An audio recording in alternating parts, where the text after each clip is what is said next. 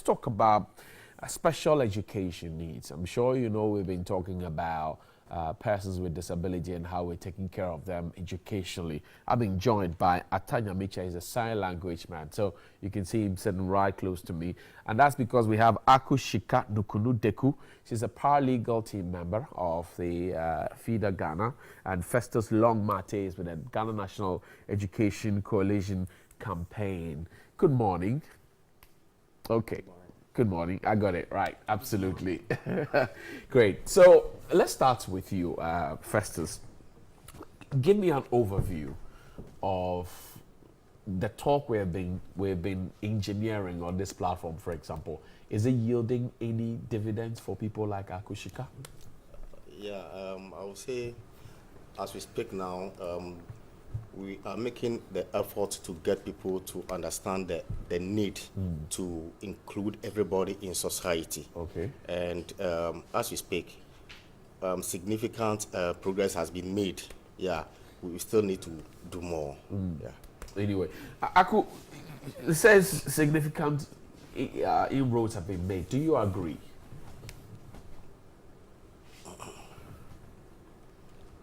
Yes. Not only me. Okay. Some agree, but some don't agree. Okay. For now, I see there is increment in policies and things are going on well. It's helpful, but for the deaf, it's somehow difficult. Let's talk about the special needs, requisite skills, capacity, competences of the teachers who have to instruct children, for example, in the schools. Is it your opinion, Aku, that they are well, trained in that position? No, I would say no. It's very bad. It's very bad? Yeah. Many people find it very difficult to adapt the deaf way.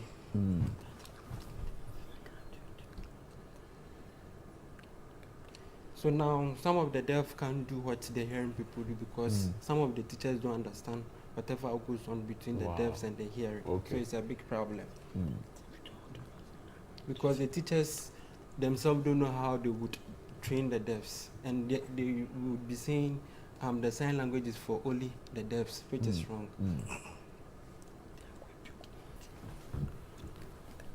So it would be good the government establish a training center for all teachers. Right. So that they focus in encouraging persons with disability, especially the deaf. Right. Aku, thank you. So, Festus, the quality of education is critical in this matter. If you listen to what Aku is telling us now, we need to have those who have requisite training for persons with special needs. And then sometimes you find that teachers who are generally trained cannot cross over into the special needs block. But then you find children with special needs in the same class with everybody else. Why is that so?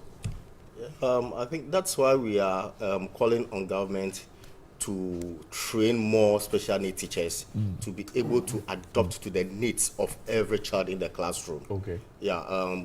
We are advocating that instead of pushing the child or forcing the child to adapt to the demands of the teacher or the teaching, we are asking, like I said earlier on, that let us get the teachers trained.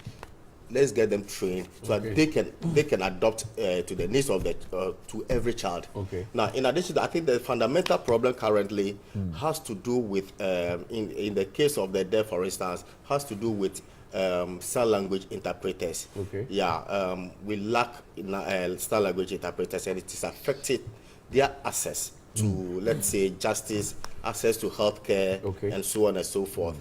So I think that to get this problem fundamentally solved, we need to get more teachers trained to know, we need to get more sign language interpreters trained. Atanya Miche is here this morning. So why don't we? He is available. They are not in large numbers, or people are not interested. What's the problem? Yeah, I don't think it is people who are not interested, but I think it is the motivation to get people to be ready to be trained and employed to pick up the challenge or support to bridge that gap that is existing between the hearing impaired person and their hearing counterparts. I need some information from you. How many are you now in Ghana in terms of sign language interpreters? For now, I can't say the number, but some of us have been at Institute of Education. Okay. Which we are in sign language and interpretation. Okay. Sign language is on it and interpretation too is on it. But most people sign they call themselves to be interpreters because they know language. Okay. But sign language is something on it. Interpreting to is something on it. So now Ghana National Association of the Deaf have selected some of interpreters in Ghana come from part of region and they have been at University of So you have education back now you're being trained as a teacher? For University of you are being as qualified interpreters. So you know, for example, teachers forming our teachers, we have a certain course that allows them to be able to instruct the students who have hearing impairment. Yeah, I think so. The problem is now the teachers think sign language and English are the same. Okay. But it's different.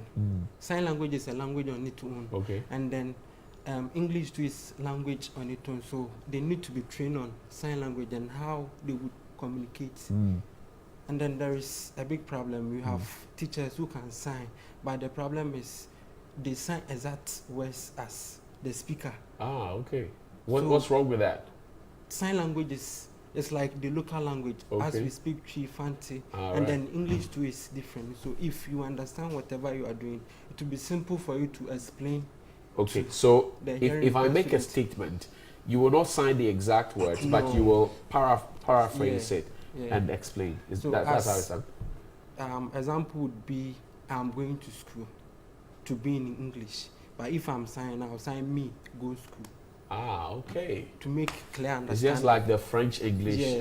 Okay, beautiful. So sign language is different, and then English let me come to Aku. Aku, please. So the role of the teacher, in highlighting the role of the teacher, because that's the fulcrum around which this runs. Have you been satisfied with how the teacher has been highlighted in all of this, solving this problem? It's better teachers must confess and then accept, have a new... Okay, speak up for me a bit. Okay, so it's not easy to do that. As comparing with a hearing child, training a deaf child and a hearing child is different. It's not the same. Because sign language itself is not English language. And then it's the same as the local language. Where would you place the problem? Is it individual, is it interpersonal, or is it a systemic failure? Where would you place the problem? For me, I would say it's a systematic failure. Okay, let's get this off from Echo. Where would you place the problem?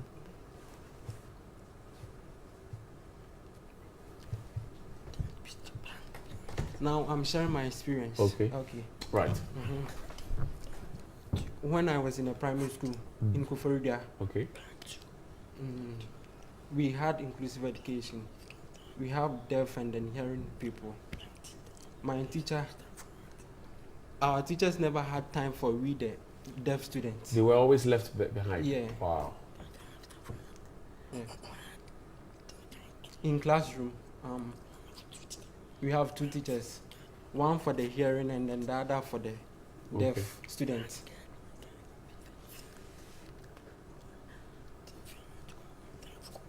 So the problem was when we are in the classroom and then a work is being given, we are all given equal time, which is not good to be. Right. They needed more time to be able to do their work. The way they act is different from the hearing people. Right. Right. Wow, that's unfortunate. So it's a systemic problem. Festus, how do we solve this problem? With this problem has affected a lot of deaf today. Wow, so they have been left behind. Yeah. Festus, Yeah. how do we solve this problem? Yeah, now we are talking about inclusive. Right. No one must be left behind. Yeah, I think that in the meantime, it will be very good if we take up the challenge to train more sign language interpreters. I mean, so that we can engage them in the institutions, both in the schools and also at the health centers. It is also good to mention that government should make the effort to add sign language training in our curriculum at the basic level, so that before the child grows, at least the child can understand how to sign, and that alone will promote inclusion for persons who have hearing and then speech challenges. Yeah. Aku, let me come to you finally. You're female, so I get that you would want to have babies of your own if you already don't have. Let's talk about sexual reproductive health. If you get into a consulting room, for example, with a doctor, or you go to an antenatal or postnatal, whichever it is there usually a sign language interpreter that is able to explain things to you? No, I've never gone with a sign language interpreter. So the hospital doesn't have it? So, yes. You need to speak up for me. Yeah, the hospital doesn't have. The hospital doesn't have it too? Yeah. How does it make you feel when you go to seek help, the doctor cannot understand you, there's nobody there to explain what's happening to you? I feel good when the doctor respects me. Sometimes I write and the doctor too also writes. So okay, so there's that. Writing. But so that's because you can write, you're educated. What if you can't write?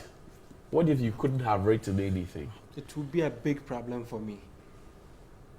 So on a worst case scenario, somebody who is not educated, who gets into the consulting room, meets the doctor, has a medical problem, the doctor cannot understand the person. So what kind of treatment will go to that person?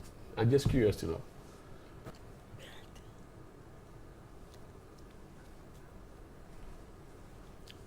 It's better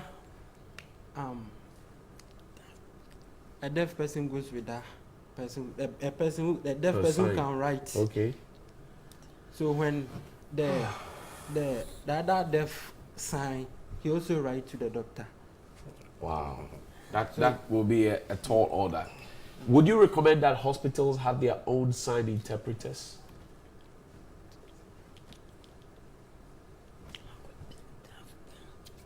Yes, I wonder, but the deafs themselves must be involved. Okay.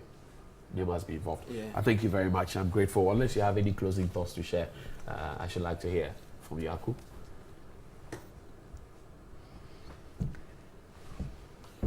Good morning. Good morning, everyone. TV3 viewers. I'm happy to be here this morning. My name is Akuzika Nokoludeku. I'm a member of the paralegal team of FIDA Star Ghana. And then I'm a member of Ghana National Association of the Deaf. My advice to all, especially the deaf's parents, is when your child becomes deaf, never think that your child have a problem. They are human beings. They have the same equal right as everybody.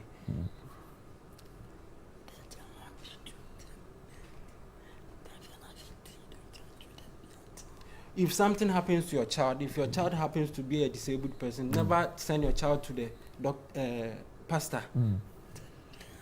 For the pastor to pray and then giving anointing oils and directions, that wouldn't solve the problem.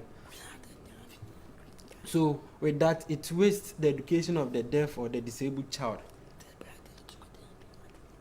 Some start school by the age of 15, which is late, which is not good. Okay.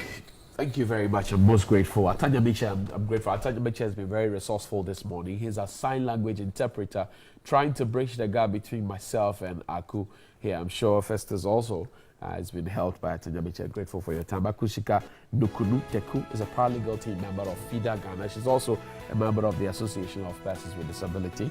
And Festus Longmate is with the Ghana National Coalition on Education campaign. Festus, thank you. Aku, thank you. And Atanya Minja, thank you. This conversation is being made possible by Star Ghana with funding from Danida, European Union, and UK Aid.